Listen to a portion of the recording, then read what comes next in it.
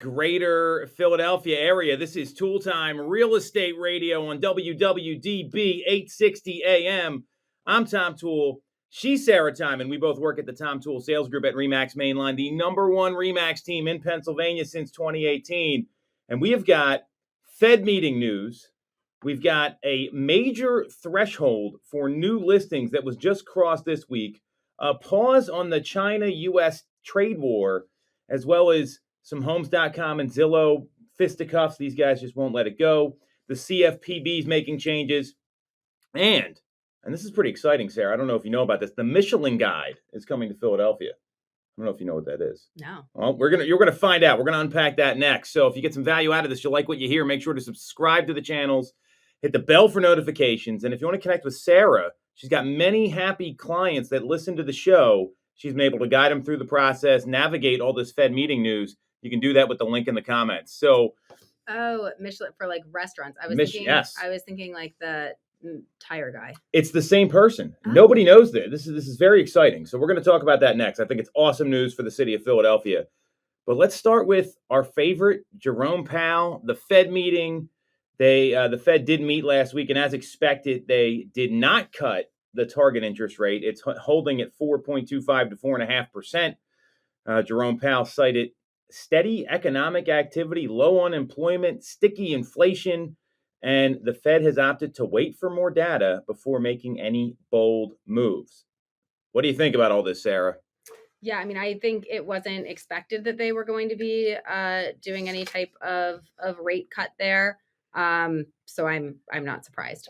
Not surprising at all. What I look at here is, and we talked about this a little last week, is that the Fed's really doubling down on that dual mandate of maximum employment and the 2% inflation target. In the comments afterwards, Jerome Powell made it clear that future rate changes are going to be data-driven, and the Fed's going to avoid preemptive cuts. And they said that if you look back at the 2019 cuts, they were probably a little too early. And they said what they did last fall was probably a little too late. So I think they've learned from their mistakes here, which I think is smart. And what came out of this is that they're talking about stagflation, and that's what they're kind of worried about. But the only way that happens is if you got high inflation and high unemployment, which we don't have here. So those are the two key ingredients. So what do you think this means for rates? Because I know we've seen some action on rates, and obviously we're going to talk about this trade war and the tariffs and all that stuff. What does this mean for rates? What do you tell to the people that are kind of like waiting for the Fed to do something to make a real estate decision? Yeah. So, I mean, I typically, just kind of advise that we really can't time the market. Yes. And that as far as rates go,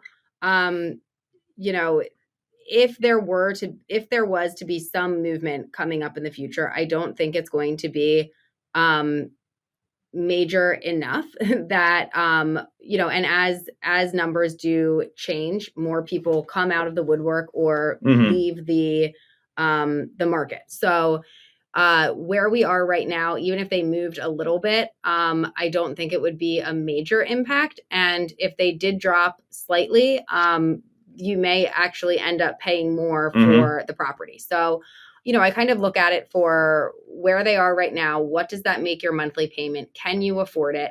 And then I guess also asking, what number is it that you're looking for them to drop to? Because if it's something, that's pretty unrealistic, it doesn't matter if they come down slightly. That still isn't the number that you're looking for. Well, it's a really great point because there's so many people on the sidelines right now, and a lot of buyers don't like competing. I mean, you were in that white hot COVID market where there was like 10 offers on properties in some cases. People get kind of sick of that. So I would caution folks that if you want to get the house, I don't even say a good deal because I don't know, a good deal really doesn't exist. You pay what the home's going to be worth.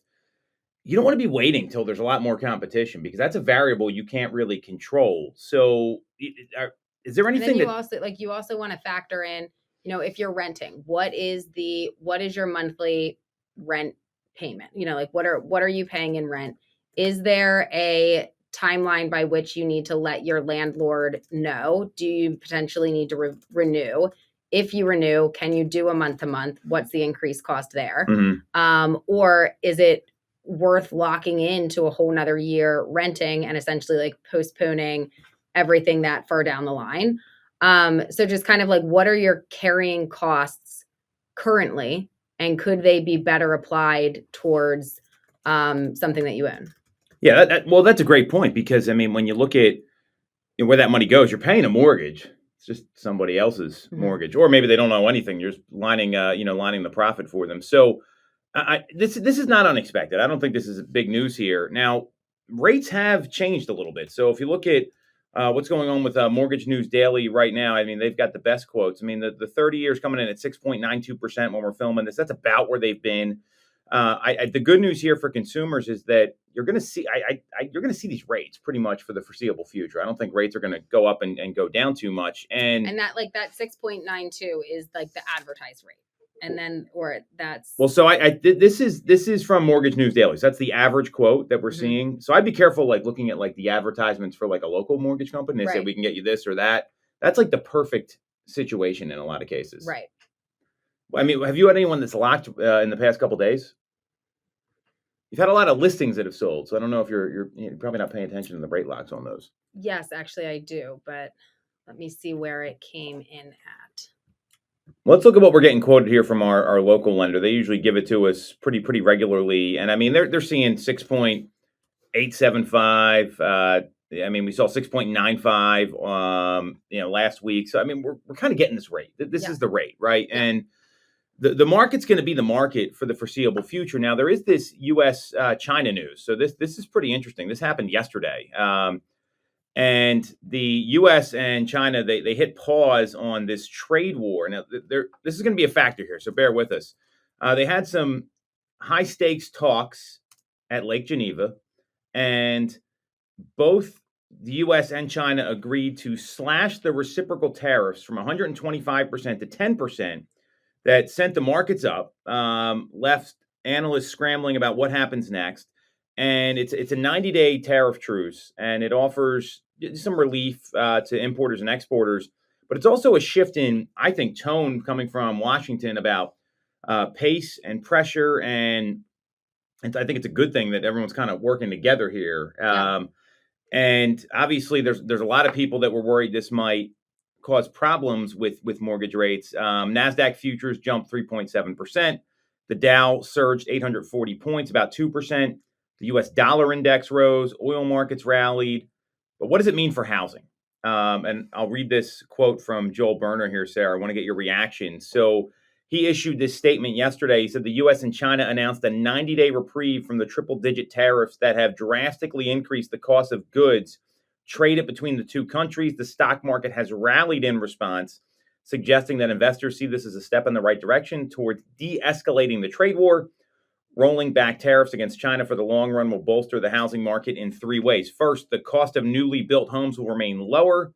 Second, removing broad and costly tariffs will help inflation. And third, and most importantly, productive negotiations in the trade war will boost consumer confidence. So what's your reaction to this? I mean, I know we're not like political people here, but this affects what we do every day. Yeah, I would agree with all of that. I mean, I think this has been a dark cloud kind of one, like where, again, like if you are in a position where you like need to do something, it's not this like stopped transactions from moving forward, because they certainly have moved forward. But it is a kind of, underlying thing that people are, concerned about, are talking about. And I think like the unknowns of both like what's going on now, what's going to happen later. Like there's so much uncertainty with this because it's like a different animal than what we've really kind of dealt with before. So I think just like the unknown of like who is going to do what and like will common sense prevail. Well, it looks like it is. I mean, I think the fact that, I got the chance to interview Logan Mohtashami, and he's going to get to a piece here in a second that says what happens to the mortgage rates with more trade deals, because hopefully we're going to see more of these. And there's some validity to what they're doing in Washington, and that the U.S. has often been at a deficit in terms of like the taxes and tariffs that get paid. Maybe there's a different way to approach it. I'm not going to comment on all that. I think that gets a little crazy. But if everyone's working together here and we're trying to like work this out, I think it's going to create like some continuity, some stability. And that's what I would imagine consumers want to see. So we're not seeing rates and all this concern because I can't tell you how many people have said they're concerned about what the trade policies are going to mean for housing. Right. Even though the impact looks like it's going to be very small based on the National Association of Home Builders analysis. Right. And now even like a small, even if it is like an increase, now feels much more comfortable, than what it was like kind of looking like it potentially could be. And I think that when, like different parties are working together, it just makes you feel confident that they will continue to move in like a steady direction towards a common goal, which, isn't one side getting a complete victory, but that's not really, that isn't necessarily a win. It's working together and getting there piece by piece. So something you just said there, you ever have a seller or a buyer say, I feel like I'm getting nickeled and dimed here. I'm getting really, just beat up. And when I tell folks, it's exactly what you said. Hey, when you feel that way, that means we got the best possible result that we could have here. And we had a buyer that was looking for the best possible result on their end, and we eked it out. And I think that's a good way to look at it because negotiations aren't going to be comfortable. It's not always like, hey, we'll go back and forth twice, send a couple texts, and we're good to go. Sometimes these things are difficult to put together. They can be tedious. Well, we put deals together all the time, right? This is just another deal. So that's a great observation on your part. And if you get someone that says that to you, just tell them, hey, we got the best number we could have here. That was a good thing. So I like the China-US deal. I think that's a good thing for everybody here. So Logan Mohtashami, he wrote this article yesterday. Man, this guy doesn't sleep. Like I've interviewed him a couple times, and he's basically like, yeah, I'm up all the time. I'm on the West Coast. Like he's doing like hits on like CNBC at like 2 a.m. his time. Maniac. Well, he's committed. I can appreciate the commitment. So he came out with this article, and he said there's 3 possible scenarios for mortgage rates given a more stable economic environment. So I'm going to run down each one of them here. I want to get your reaction, Sarah. So the first is we avoid recession and mortgage rates stay elevated. And what he talks about here is if the trade war calms down and we manage to avoid recession, is that bad for rates? And the answer is going to be yes. And if the economy is not headed for a downturn, considering the current Fed policy, mortgage rates could remain elevated in the 6.75% to 7.25% range for the entire year. And the 10-year has dropped significantly in recent years when the bond market anticipates a weakening economy. So while it's great for the country, it may not be great for mortgage rates. What do you think about that outcome? Yeah, I mean, I think that it's not like the mortgage rates are up at 8%, like they're in the high 6s, they're in the low 7s. And I think for like the overall stability of everything else, that's a win. Now, if you're looking just for lower rates, it's probably not a win. However, the average rate over the last 50 years is 7.74%. So they're still lower than where they were. Well, and there's more that goes into the whole than just the rate. If like the rate's really low, but everything else is awful, like, is it a win? Well, think about what was going on when rates were really low. You had, as a buyer, I mean, it was not fun. Like it was great if you got the house. Right. And yeah, you got the low rate, but it was, you really had to, and like at that time, when the rates were that low, people weren't like, now people are a little bit more used to maybe waiving some or all of the inspections and going, escalating up and above and covering those appraisal gaps and doing some of the things that are now a little bit more common. That was like pretty uncommon then. So extremely uncommon. Yeah. So it was having to go from 0 to 100 on like what the buyer was doing. And now looking back at it, like I'm sure in most cases, people are very happy that they did that because they locked in at the low rate. They got it at the 2020, 2021 price versus now we're in 2025. But it was scary for people to do at the time. And you were up against a lot of competition.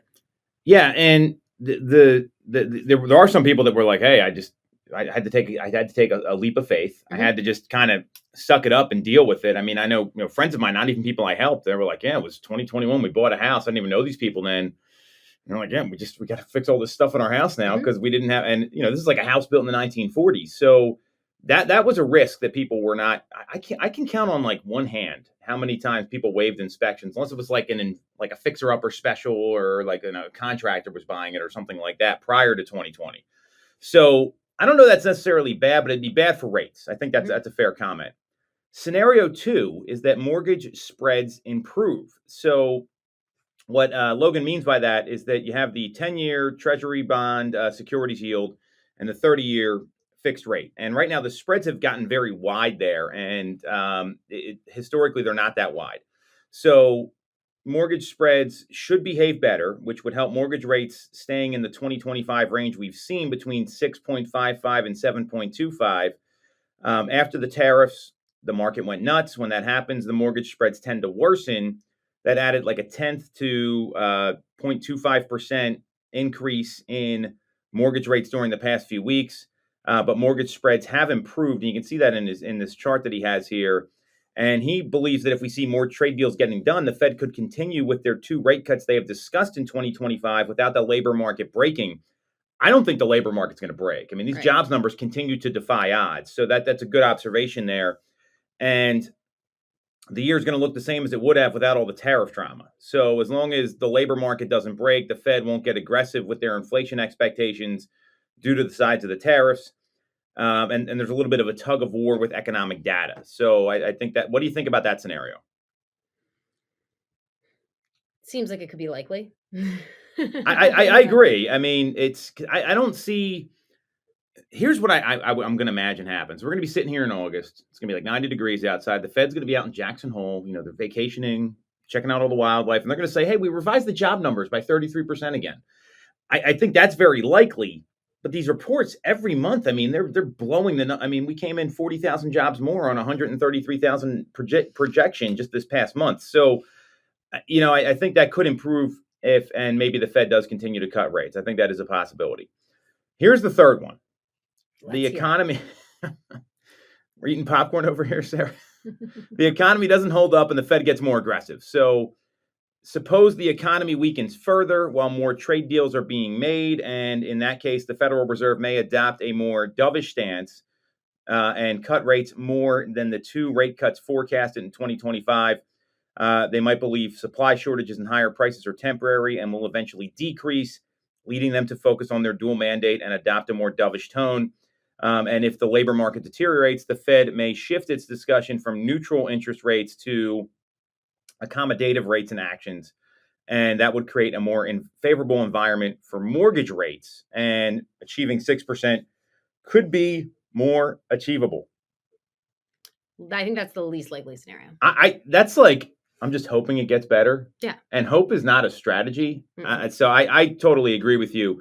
And because even if you do, so for it to get down to 6, you'd have to, I think more likely than not, you'd be looking at more than 2 rate cuts. I think 2 could absolutely happen this year. But I don't really see more than that happening unless if something super wild happens.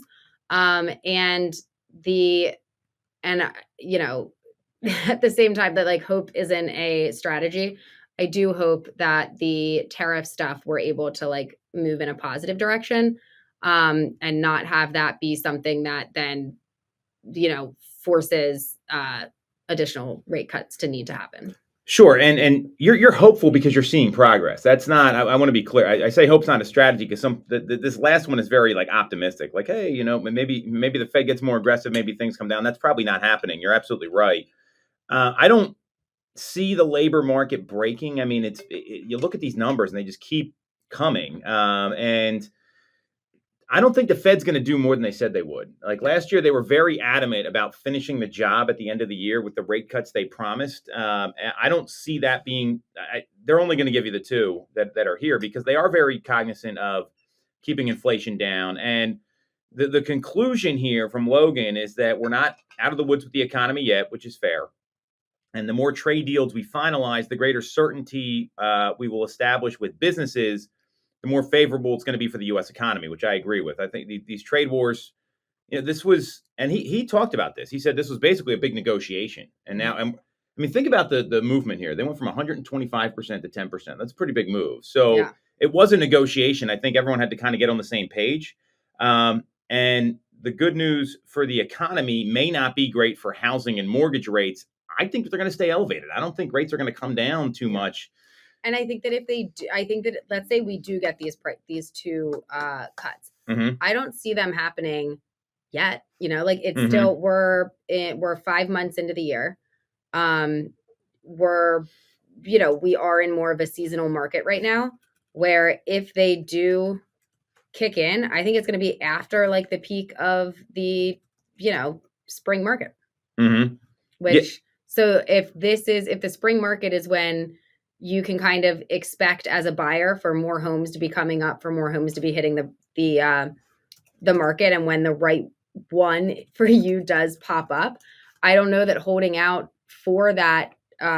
If we are expecting there to be like a slight reduction here, like that home will probably not be there. And then, certainly from the seller side, they're monitoring this as well. But like I don't know that a seller is going to wait and hold off on listing until the fall if they would have been ready to do it in the spring.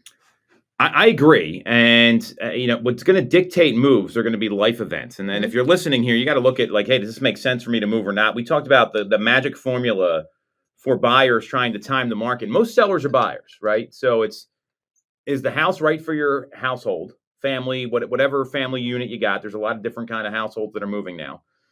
Can you afford the payment? And are you going to be there 5 or more years? That's what you want to look at, because you can't predict this stuff. I don't think anyone thought this U.S.-China deal was going to happen on Monday. Maybe like a few days before, but you couldn't have predicted that back in February. So, this idea of trying to time the market and outthink these economic conditions, rarely do you see people regret getting the house that they know is right for them. I mean, rarely. And and it's such a crapshoot trying to find the right home, because you can't control so many things. So I'm with you. I don't see rates. I mean, remember the 27 rate predictors thought we were going to see 6.34% at the end of the year. So maybe they get down there. I don't even think that's going to be realistic. And the positive here too, and the one thing we didn't hit on, which I want to kind of wrap with, is there's a lot of good news here, because we saw new listings cross a major threshold in May. For the first time in 3 years, new listings just crossed an 80,000 plus number in a single week for the first time in 3 years. Wow. So if I'm a buyer, like that's getting my attention way more than tariffs and rates and everything else, because that's really what you're looking for. I mean, how do you see that? Absolutely. I mean, it's like all of these different pieces absolutely factor in and weigh in, but in some cases I feel like that's not the driver for what happens. So if it happens to be that you are able to, the right home pops up and there was just a dip in rates and everything just lines up perfectly, I am so happy for you. That's amazing. But in most cases, like these pieces are going to factor in, they're going to weigh into what your monthly payments are going to be, what you may be able to offer, but not if that house is right for you or not. And if you are motivated and you need to make that move, most likely you're making the offer either way. It's just, what does that offer look like, So I don't know if that answered the question. Well, I'm clear it did, because this is the reality. Is you see a home and it's like, imagine like you found a home that's down the street from one of your family members you wanted to live close to. There's no right time for that. You don't know when another home in that market's going to come on the market again. Yeah. You've got people that, I was one of these people.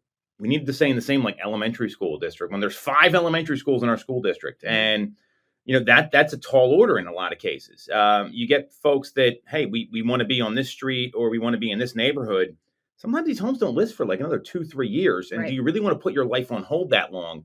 And that's not an answer anyone can really help you with. It's about you being able to get in that position. And when you see this many new homes come to the market, these are a lot of these pent-up sellers that have been holding off. I mean, I can think, I have a long list. I have a 160-person list in my briefcase here of people that I've talked to that are thinking about moving, but they don't know when it's going to be the right time. That's very real across the country right now. So if I'm a buyer, I'm paying attention to this, and I'm just looking at the market every day. That's really the best advice we can give. Right. Absolutely. So big numbers here, exciting stuff. What's driving the surge, and then we'll take a break just so everyone can kind of get an idea on this. First is that homeowners are adjusting to the reality of higher mortgage rates, which we've talked about. Second is the backlog of sellers who skipped listing last year now coming to the market, which we just talked about. And the third is the market starting to normalize. And this is what the market was like. Some homes are going to sell right away. Some are going to sit on the market. Some they may get some activity, but it takes like 3 weeks to sell. And like people start to they get a little freaked out now when you're on the market like a week or two and there's not a lot of movement. So this is all normal stuff here. This is what the market was like pre-pandemic. So there's good news here for a lot of buyers and a lot of sellers. And I'd be keeping an eye on all the stats, all the data, and making sure you're in touch with someone that can really guide you through all this. So we're going to take a quick break. We're going to come back. We're going to talk about the CFPB, more government stuff. This is Sarah's expertise. Just kidding. And portal wars with Zillow and Homes.com getting at it again. We'll be right back on Toole Time Real Estate Radio on WWDB 860 AM. All right. Welcome back to Toole Time Real Estate Radio on WWDB 860 AM. I'm Tom Toole. She's Sarah Tymon. We both work at the Tom Toole Sales Group at RE/MAX Mainline, the #1 RE/MAX team in Pennsylvania since 2018. And we are talking about portal wars, Homes.com, and Andy Florence. They've got it out for Zillow. We'll explain next. Ryan Serhant decided to take another shot at Compass and their listing book. And we've got some CFBP news as well as the Michelin guide coming to Philadelphia. So if you get some value out of this, you like what you hear, make sure to subscribe to the channel. Click on the bell for notifications. And if you want to schedule a call with our team and Sarah specifically about how you can navigate these portal wars, or you want to get in on the neighborhoods where the Michelin guide is coming to, you can do that with the link in the comments. So we're going to start with Zillow and Andy Florence. So Andy Florence is the co-star CEO. They own Homes.com. And we all know about the Zillow blacklisting rule with the homes not being on the MLS. Well, Andy Florence came out on an interview with Inman last week and said, hey, Homes.com is going to support any agent who gets blackballed or blacklisted on Zillow and boost their listing. We don't think it's right to ban people's listings for your economic interest. What's your reaction here? Honestly, for Homes.com, not a bad, probably a smart way to. So then all right, so then you would only be on Homes.com and you would not be on Zillow. I'm thinking Zillow was thinking. Well, you would be everywhere except Zillow. Right. Yeah, that's what I meant. I'm thinking that when Zillow maybe came out with this, they were thinking I don't know exactly how to I'm thinking through this in my head right now, but okay. I feel like that was actually pretty smart of Homes.com because now they're going to have homes that Zillow doesn't. And I think as right now, I don't know that they have that advantage, if you will. And if they're not as concerned, Zillow was, I feel drawing a line in the sand, being you're with us or you're against us. You know what I mean? You're either you're joining us or we're leaving you behind. And now this is a safety boat coming up and being here we go, I've got you. And then if they're going to boost it and make it top of the line, it makes to some degree not being on Zillow maybe a little bit less of a gut punch. And if Compass if this is the way that they want to proceed, rather than being oh no, I need Zillow, this kind of gives them another avenue to go with. Although I will say not everybody has Homes.com and 99.9% of people have Zillow. So nobody goes to Homes.com. That's the problem. You're absolutely right. It made them relevant. I think it might get people talking about them. I think it's a reason for Andy Florence to take a shot at Zillow. So I mean, it might be depending on your area. Cause I think also some of this may depend on how prevalent Compass is in your area and how many of these listings may be impacted here and on or not on Zillow. It might make people start going to another site. Maybe if there's a large need for it, but or maybe the agents were not, they would be sending it through. I don't know. Well, I think that there's a challenge here with Zillow because who's going to police all these banned listings, right? Is Zillow going to look at every agent's social media and see what listings they're promoting that aren't on the MLS? I mean, it's Meta can't do that, right? Meta can't police Instagram and Facebook. How's Zillow going to do it? Part of it? It's anywhere. If you advertise it anywhere that when the home's not on the MLS within 24 hours of public marketing, and it includes yard signs, social media promotion, and brokerage private listing networks. Yeah. How do you police it? They'll hire people. How many people are you going to hire? A lot. I think they would rather lose a lot of money paying to try to drive this point home. Like, I think they'd rather take a short divot Okay. and try and like be like, no, we're serious, and hope that that drives people back too, and have them be like, all right, we gave it a try, not using Zillow, and we're gonna like it's gonna be like a pissing contest. Well, it is this. That's exactly what this is. I think you said it really well there. That's going to be our clip this week, Sarah. So we're gonna, and you said it, not me, so it's even better. But you're absolutely right. It is, there's ego involved here. It is a pissing contest. You're absolutely correct, because the reality is that people are going to do this stuff. It's going to be impossible to police that social media promotion. I think it's going to be very difficult. I mean, Zillow may not even know who the agents are in the business. I mean, if they're not connected with them, right? And this whole, I like the move by Andy Florence. I think it was, it usually costs about $260 a listing to amplify properties' visibility. And that fee is going to get waived. They get first page placement on homes.com. They get premium inclusion in listing alerts. They get wider exposure through targeted ads, a dashboard for tracking views. But the problem is homes.com doesn't get any traffic. Right. But you're cool that I'm number one on the number two site. Yeah, exactly. And I don't think that's what sellers care about. And sellers are going to be the ones that really care about this stuff here, probably more so than anybody else. And the industry reactions on this are kind of split. Like, there's a lot of people that, like, Redfin joined Zillow and announcing it's going to ban publicly marketed off MLS listings. I'd be more concerned about Redfin and Zillow than homes.com. A lot of people go to Redfin. That they got a great site. EXP CEO Leo Perea and James Dwiggins, the CEO of Next Home, they praise Zillow for this. We know where Robert Refkin is on it. This is just going to keep going. And the thing for agents here, it's really important to know who you're interviewing against when you go for a listing, because I don't think sellers are going to be cool with this. Like, imagine if you weren't in real estate, Sarah, and you and Eric are selling your home, and you find out that because of some 3-phase marketing plan, you're not going to be on Zillow. How are you going to feel about that? Yeah, I mean, I think most likely not good, because I would have been using Zillow, because I'm sure I'm looking at Zillow, like, especially if I'm purchasing, like, that's where I'm going.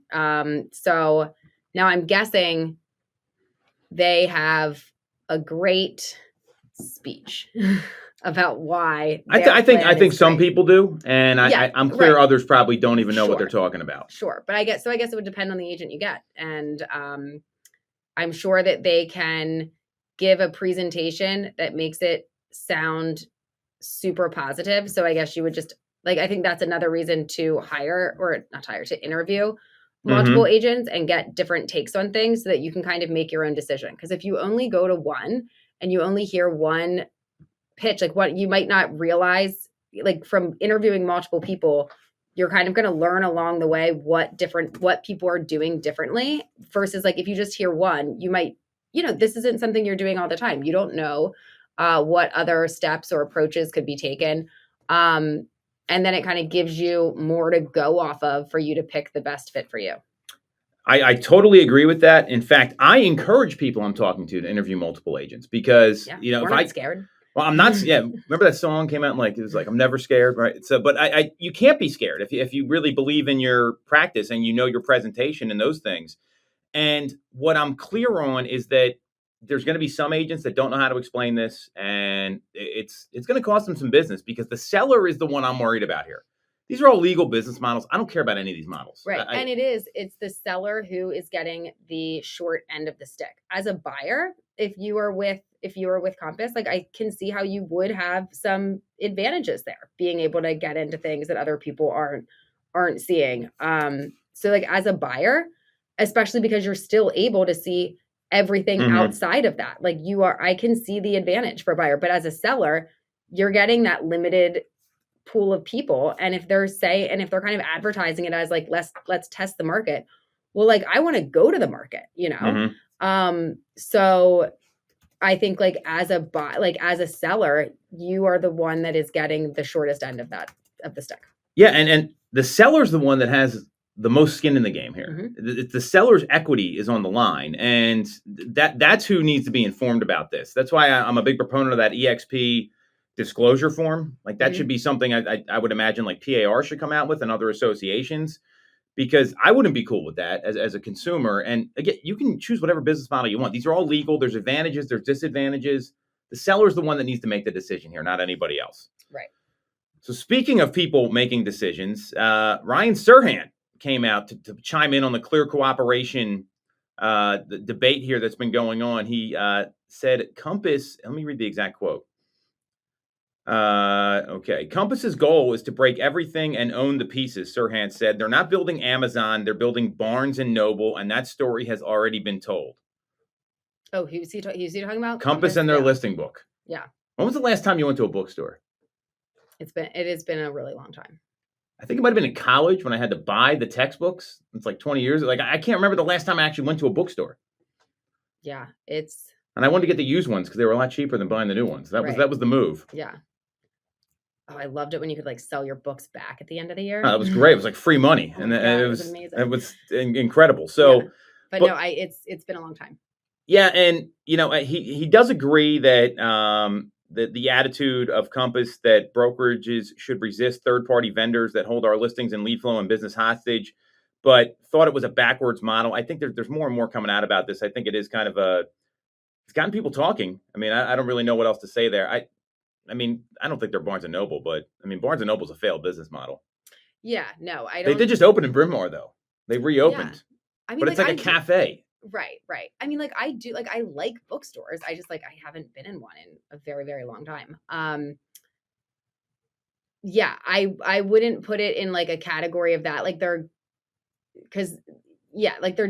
doing some interest. I don't know if interesting is the right word, but I wouldn't put it in like a dead business model. But I think we're just going to kind of have to see how this plays out, and then what the ultimately what the consumer, if the consumer accepts it or rejects it. Yeah, and you look at what he's saying there. I mean, Barnes & Noble, I think that's different because it's a large corporate-owned bookstore. But there's a lot of these locally owned independent bookstores that flourish. They bring in authors. They make it like it's a little bit of a different model than what you're used to with Barnes & Noble. And this is I think what he's talking about is I don't see anyone going to the offices to look at the book. Like, I mean, consumers aren't going to want to. Hey, come into my office. I'll show you our secret book of listings. Who has time for that? I don't. I mean. There's some days I don't have time to go to the bathroom, legitimately. And it's, I don't think that consumers, I mean, you think about the person moving up with kids, right? They don't have time for this stuff. Right. That was an interesting comment. I don't know. I mean, when even as like the agent, like bringing your people in, like, I guess if you're already at the office, it could be a way to try to like get them in, get some FaceTime, like whatever. But, yeah, I don't.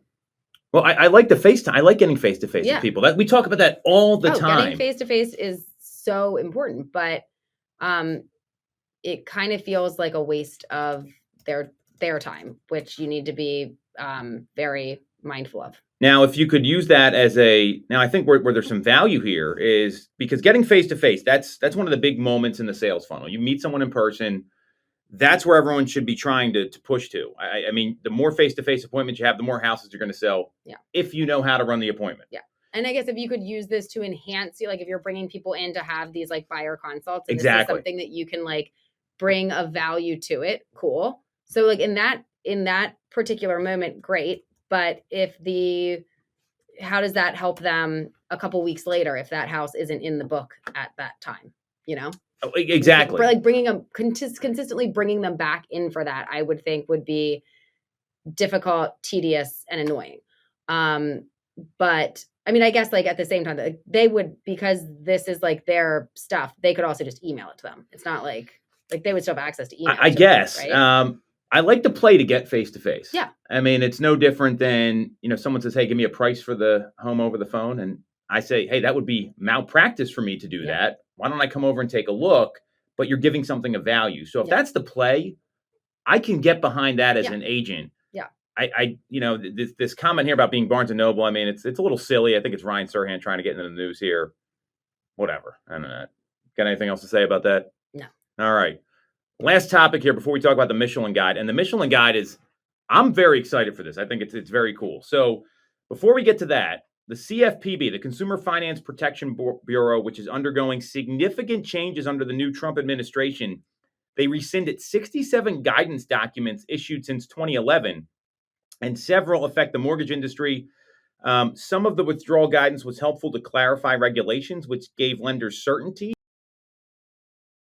I mean, I do hear documentation is overkill in getting a loan right now. I mean, I don't hear, I see it. I mean, explain this deposit. Well, it came from my employer. Like, it's wild stuff here. What do you think about these regulations and the withdrawal of these documents happening with the CFPB? Do you think it's a good thing, bad thing? Wait and see. I mean, it does look like regulation is being dialed back a little bit when it comes to financing.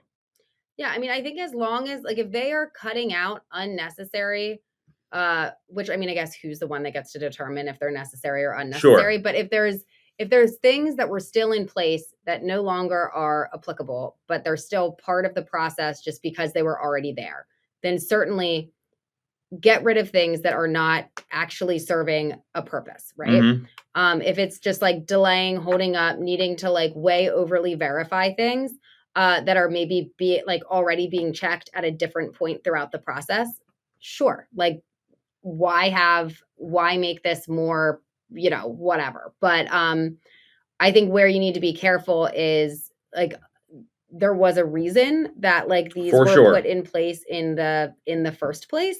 So making sure that there is somebody that has like the wherewithal to see, hopefully that's either like in the industry or knows enough about the industry, or like can go through and kind of look and see, like, if we remove that, how does that impact, like, just how does that affect this down the line? Because the last thing you want is to remove all these regulations. Hey, it's super easy to get a loan, and then have it not work out so well.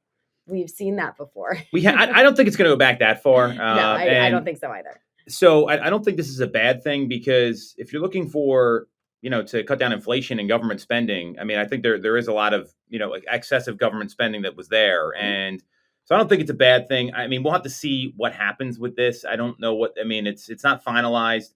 The Mortgage Bankers Association did say that they supported the April 11th memo announcing a comprehensive review and rescission process. And they it said all the items were retained to make sure that there was some integrity in the mortgage industry, and we don't see a return to that. So that's good to hear. I mean, I like that they're cutting down some of these regulations, because there are some cases where borrowers do get beat up pretty badly with having to pull documents and different things. So I think that could be a positive to make this a less painful process for folks. Sure. All right, we're going to take a quick break. We're going to come back. We're going to talk about the Michelin Guide. It's the same as the Michelin Man and the tire company, which is pretty wild when you think about that. And it's coming to Philadelphia. We'll talk about what it means next here on Toole Time Real Estate Radio on WWDB-AM.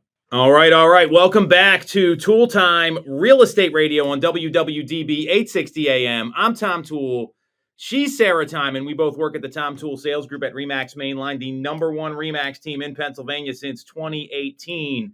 And we are talking about this. This is a big deal, at least for me. I think this is very exciting for our city, the region, that the Michelin Guide is coming to Philadelphia restaurants. They're going to be featured in the Michelin Guide for the first time. So if you get some value out of this, you like what you hear, make sure to subscribe to the channel, hit the bell for notifications. And if you want to schedule a call with our team about how we can help you find a home next to these restaurants that are going to be featured, we can do that with the link in the comments, and Sarah will absolutely help you. So if you don't know what the Michelin Guide is, the Michelin Guide it's the official sort of like go-to of like high-end restaurants. And it's get your stars. Get your star. So have you ever been to a Michelin star restaurant? Yes, but it's been a long time. Yeah, same here. I went to one in New York a very long time ago, and it is the same company as the tire company, which I think is just very funny. And they award up to 3 stars to restaurants. 1 star is a big deal. 3 is like unheard of. And they have this guide here where it was typically it's a lot of international cities. You would see it in New York, Chicago, DC, San Francisco. Well, the guide's coming to Philadelphia and Boston, and they have these anonymous inspectors that go around. I don't know, and they go and like eat these places. No one knows who they are. Like they're not identified. That is an awesome job, right? I mean, no one bothers you. You get to go eat food at these incredible places. Even the ones that don't get a star are probably pretty good. Oh, yeah. And so this is happening right now. And the comment from the North American chief inspector of the Michelin Guide, who remains anonymous, said inspectors find a certain level of maturity in Philadelphia, both in the culinary offer and the dynamism, I know that was a word, of the industry, making the culinary scene here worthy of being one of the newest Michelin Guide destinations in North America. The selections are going to be made later in the year, and the CEO of the Philadelphia Convention Center is super pumped. We have, and Philadelphia's got some great restaurants. So Yeah. I've got some questions for you. We got a little bit of time here, and then I've got a different spin on this. So what do you think? Who do you think is going to get some stars? Like, what's your take? I've got a couple, but I want to hear yours first. Would like Vetri be? That was my number one pick. I would imagine Vetri, like Vetri downtown, like not the other restaurants, but specifically Vetri. Yeah, that's got to be one that's going to get a star. Yeah, I would imagine that that's getting a star. I don't know. What are the other ones on your list? Well, I haven't been to all these places because I have kids and don't do anything. But Zahav, I know, is a big one. What Soraya in Fishtown is very popular. I mean, those were the ones that came to mind. Vernick is another one. And then those are also all ones that have. Well, I can't believe I'm like drawing a blank on this. But what's the other big award that's good? James Beard Award. Yes, yeah, like a lot of those. Now, not all James Beard winners get Michelin stars. Right. Like that. This is the next level up. Right. Yes. Okay. Yeah. So you're like a level up from there, but I would imagine that that's almost like your semifinals, right? Yeah. Like that's who's going to be the final four, right? Yeah. Like that's who's going to be in the pool for like probably where they would be focusing. So that's like interesting. I didn't realize that they did it by like, you have to be an accepted city first to be a restaurant considered in it. So like you could be like the best restaurant in the world, but if you're in some like random location, you don't get considered. Yeah, well, so the history of the guide is that there was the Michelin brothers, who founded the company, and it was founded in France, and it was originally to help motorists develop their trips, and it would boost their car and tire sales, which is actually like content marketing. Like this is very smart. Yeah. And for 2 decades, that all came at no cost, and then in the 1920s, they included a list of hotels in Paris and restaurants, and that's how it kind of. So I think they just did it on these certain areas where they served because they could analyze the whole city, and then they gave these 1, 2, and 3-star ratings in 1926. So it was just, I think they had to spend enough time in each one of these, and they're all over the world. I mean, there's like Bangkok and like Seoul and Paris and all these other places. So I think it's pretty cool that Philadelphia is getting this. I mean, you kind of hit on the. Vetri was the number one I thought would be considered for a Michelin star. I know Vernick's very popular. Yep. I don't know. We'll see. I mean, yeah, that's exciting. I feel like Philly does have a great culinary scene, so yeah, so it'll shed some light on it. Well, and I think what also may happen here is that, and it might actually bring some more tourism, because when people, like a lot of people go and they travel for like sporting events, right? Well, then they either like, hey, I'm going to stay down at this hotel because it's right by this restaurant. So this could be a big boon for where these restaurants are located. I think it could increase tourism. I think it could probably increase property values too. I mean, places like Fishtown, especially, I think that's kind of like an edgier. It's not so much edgier anymore. It used to be a lot edgier. But there could be a bump in real estate values as well. Tourism, hotels. There's a lot of good things getting this kind of publicity here for the city of Philadelphia. I think it's a really good thing. So interesting, like the way that can like trickle down and have it trickle down into so many different areas, getting that in here. So yeah, very exciting. Good news for the city of Philadelphia. That's all we got this week. If you want to follow Sarah, she's at Ty_Time on Instagram. You can follow me at Tom Toole 3RD, and we'll be back next week on Toole Time Real Estate Radio on WWDB 860 AM.